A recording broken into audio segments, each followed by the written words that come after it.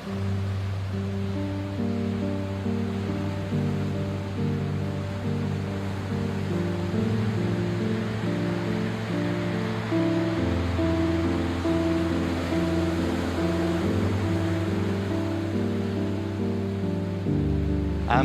I want to talk about education, and I want to talk about creativity.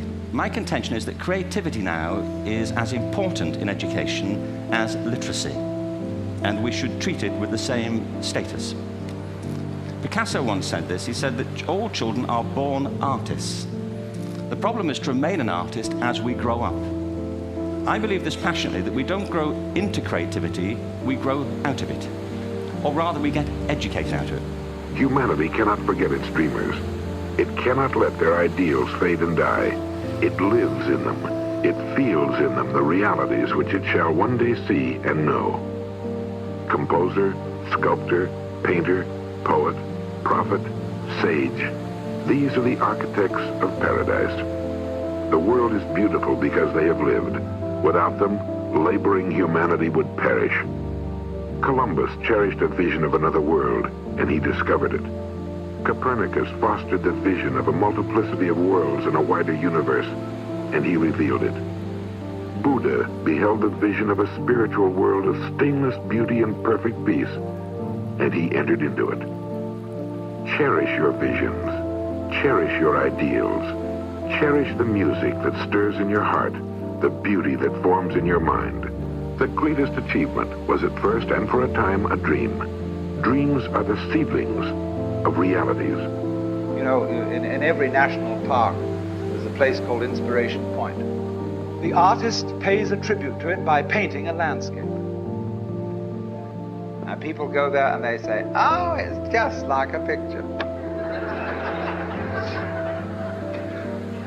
And nobody knew this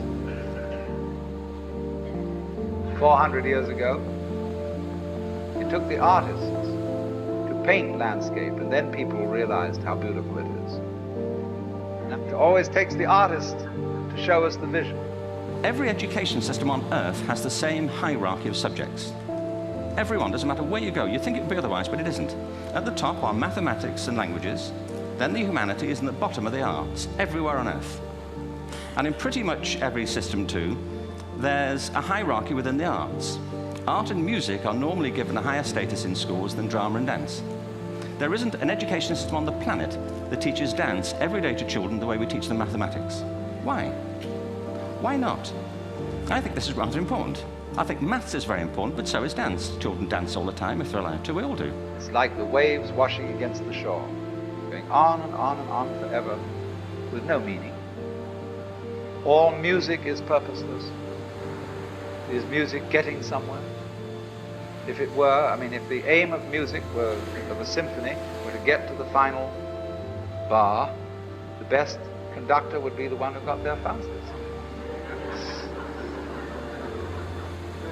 See, dancing, when you dance, do you aim to arrive at a particular place on the floor? Is that the idea of dancing? No. The aim of dancing is to dance. Our education system is predicated on the idea of academic ability. And there's a reason. The whole system was invented around the world. There were no public systems of education really before the 19th century. They all came into being to meet the needs of industrialism. So the hierarchy is rooted on two ideas. Number one, that the most useful subjects for work are at the top. So you were probably steered benignly away from things at school when you were a kid, things you liked, on the grounds you would never get a job doing that. And the consequence is that many highly talented, brilliant, creative people think they're not, because the thing they were good at school wasn't valued or was actually stigmatized. And I think we can't afford to go on that way. Nothing is more busy than a school. They make you work, because you get cut through on schedule. They have expedited courses. You go to school so as to get a union card, a PhD or something, so that you can earn a living. So that's a whole contradiction of scholarship. Scholarship is to study everything that's unimportant, not necessary for survival. All the charming irrelevances of life. But you see, the thing is this: if you don't have a room in your life for the playful, life's not worth living. To be a true scholar, you have to cultivate an attitude to life where you're not trying to get anything out of it. You pick up a pebble on the beach. Look at it. Beautiful. Don't try and get a sermon out. Just enjoy it. Don't feel that you've got to salve your conscience by saying that this is for the advancement of your aesthetic understanding. Enjoy the pebble. If you do that, you become healthy. You become able to be a loving, helpful human being. But if you can't do that, if you can only do things because they are somehow you're going to get something out of it, you're a vulture.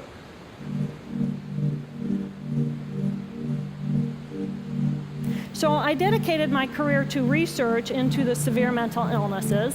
But on the morning of December 10, 1996, I woke up to discover that I had a brain disorder of my own. On the morning of the hemorrhage, I could not walk, talk, read, write, or recall any of my life.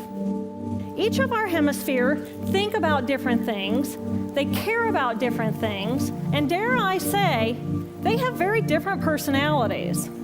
Our left hemisphere is all about the past, and it's all about the future.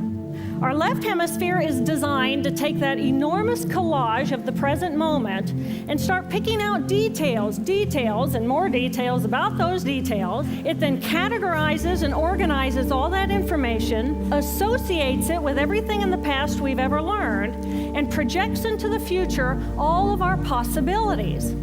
But perhaps most important, it's that little voice that says to me, I am. I am. And as soon as my left hemisphere says to me, I am, I become a single, solid individual, separate from the energy flow around me and separate from you. And this is the portion of my brain that I lost on the morning of my stroke.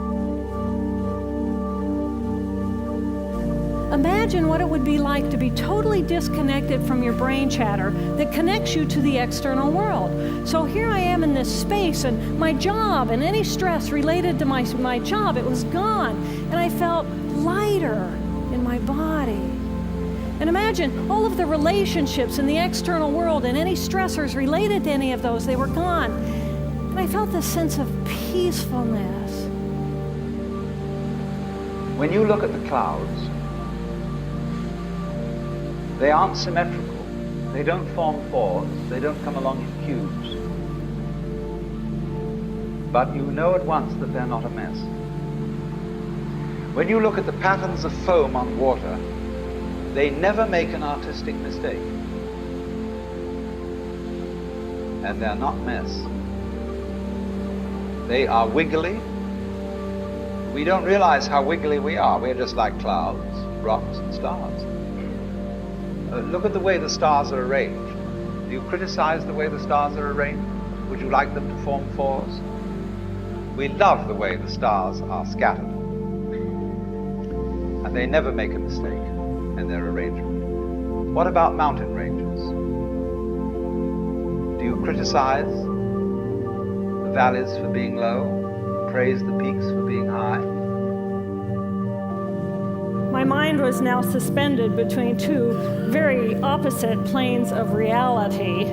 Stimulation coming in through my sensory systems felt like pure pain. Light burned my brain like wildfire, and sounds were so loud and chaotic that I could not pick a voice out from the background noise, and I just wanted to escape. Because I could not identify the position of my body in space, I felt enormous and expansive, like a genie just liberated from her bottle. And my spirit soared free like a great whale gliding through a sea of silent euphoria. Nirvana. I found nirvana.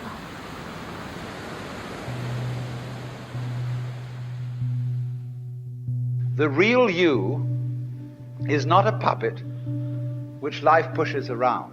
The real deep down you is the whole universe. Because you see, underneath the superficial self, which pays attention to this and that, there is another self, more really us than I. And if you become aware of that unknown self, the more you realize that it is inseparably connected with everything else that there is. You are a function of this total galaxy, bounded by the Milky Way, and that furthermore, this galaxy is a function of all other galaxies. And that vast thing that you see far off with telescopes, and you look and look and look, one day you're going to wake up and say, why, that's me.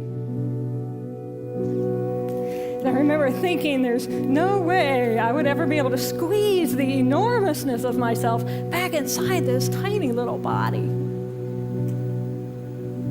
But then I realized, but I'm still alive.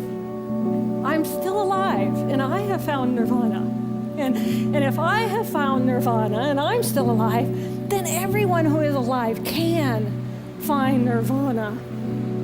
And that they could purposely choose to step to the right of their left hemispheres and find this peace. And then I realized what a tremendous gift this experience could be. What a stroke of insight this could be to how we live our lives.